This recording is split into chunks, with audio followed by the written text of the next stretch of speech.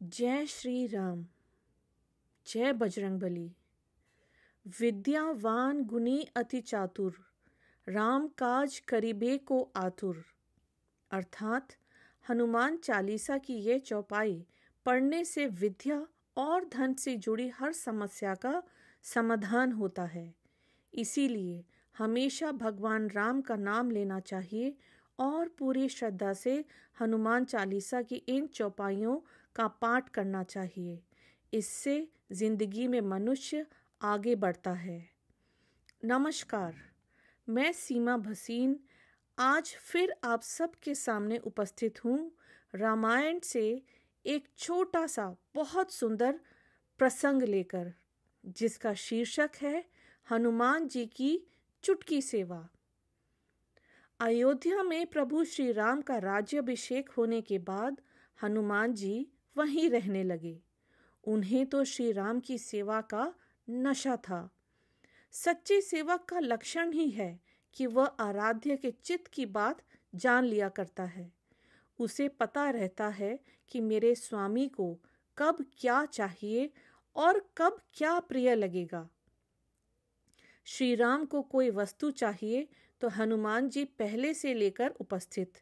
किसी कार्य, किसी पदार्थ के लिए संकेत तक करने की आवश्यकता नहीं होती थी।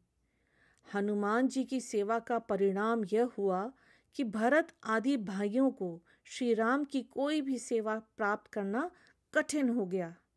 इससे घबराकर सबने मिलकर एक योजना बनाई और श्री जानकी जी को अपनी ओर मिला लिया।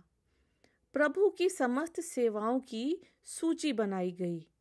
कौन सी सेवा कब कौन करेगा यह उसमें लिखा गया।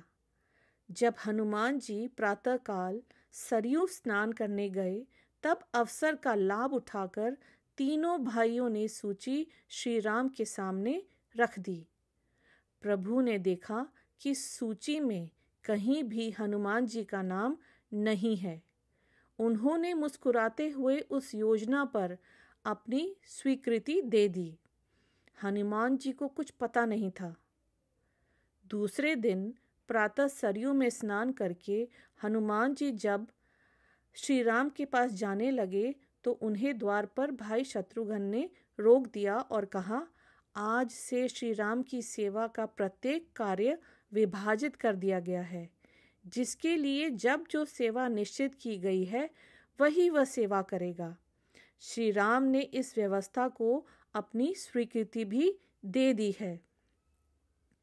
हनुमान जी बोले, प्रभु ने स्वीकृति दे दी है तो उसमें कहना क्या है? सेवा की व्यवस्था बता दीजिए। अपने भाग की सेवा मैं करता रहूंगा। सेवा की सूची सुना दी गई। उसमें हनुमान जी का कहीं नाम नहीं था। उनको कोई सेवा दी ही नहीं गई थी, क्योंकि कोई सेवा बची ही नहीं थी। सूची सुनकर हनुमान जी ने कहा, इस सूची में जो सेवा बच गई वह मेरी। सबने तुरंत सिर हिलाया। हाँ, वह आपकी। हनुमान जी ने कहा, इस पर प्रभु की स्वीकृति भी मिलनी चाहिए। श्री राम ने भी इस बात पर अपनी स्वीकृति दे दी। स्वामी श्री राम का जिस प्रकार कार्य संपन्न हो, हनुमान जी वही उपाय करते हैं।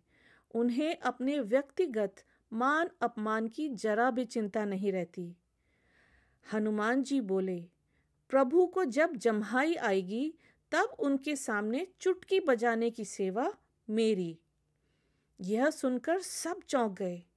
इस सेवा पर तो किसी का ध्यान ही नहीं गया था। लेकिन अब क्या करें?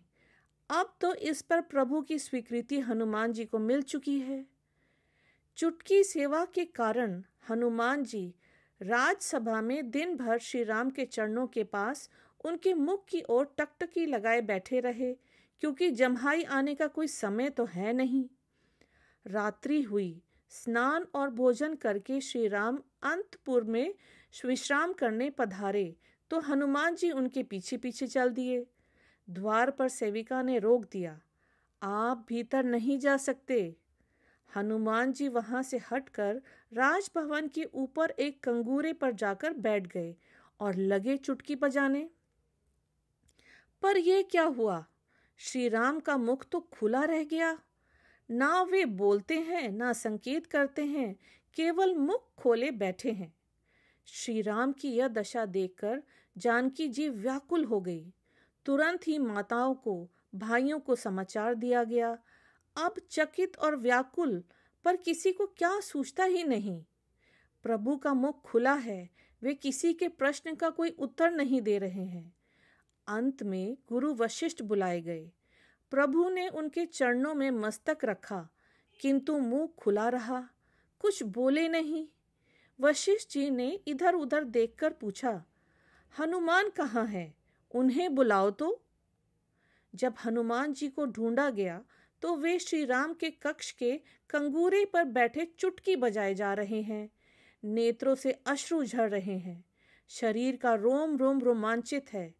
मुख से गद स्वर में कीर्तन निकल रहा है, श्री राम जय जय राम। भाई शत्रुघ्न ने हनुमान जी से कहा, आपको गुरुदेव बुला रहे हैं। हनुमान जी चुटकी बजाते हुए ही नीचे पहुंचे। गुरुदेव ने हनुमान जी से पूछा, आप ये क्या कर रहे हैं? हनुमान जी ने उत्तर दिया, प्रभु को जम्हाई आए तो चुटकी बजाने की सेवा मेरी है। मुझे अंतपुर में जाने से रोक दिया गया है। अब जम्हाई का क्या ठिकाना, कब आ जाए, इसीलिए मैं चुटकी बजा रहा हूँ, जिससे मेरी सेवा में कोई कमी न रह जाए। वशिष्ठ जी ने कहा, तुम बराबर चुटकी बजा रहे हो, इसीलिए श्री राम को तुम्हारी सेवा स्वीकार करने के लिए उबासी की मुद्रा में रहना पड़ रहा है। अब कृपा करके इसे बंद कर दो। श्री राम के रोग का निदान सुनकर सबकी सांस में सांस आई। हनुमान जी ने चुटकी बजाना बंद कर दिया तो प्रभु ने अपना मुख बंद कर लिया। अब हनुमान जी हंसते हुए बोले, तो मैं यहीं प्रभु के सामने बैठूं और सदैव सभी जगह जहां जहां वो जाएं उनके मुख को देखता हुआ साथ बना रहूं, क्योंकि प्रभु को कब जम्हाई आएगी इसका तो कोई निश्चित समय है ही नहीं। प्रभु श्री राम ने कनखियों से जानकी जी को देखकर कहा, मानो कह रहे हो, और करो सेवा का विभाजन। हनुमान को मेरी सेवा से वंचित करने का फल देख लिया। स्थिति समझकर वशिष्ठ जी ने कहा, यह सब रहने दो, तुम जैसे पहले सेवा करते थे वैसे ही करते रहो। अब भला गुरुदेव की व्यवस्था में कोई क्या कर सकता था? उनका आदेश तो सर्वोपरि है। यही कारण है कि श्री राम पंचायतन में हनुमान जी छठे सदस्य के रूप में अपने प्रभु श्री राम के चरणों में निरंतर उनके मुख की ओर टकटकी लगाए हाथ जोड़े बैठे रहते हैं। धन्यवाद।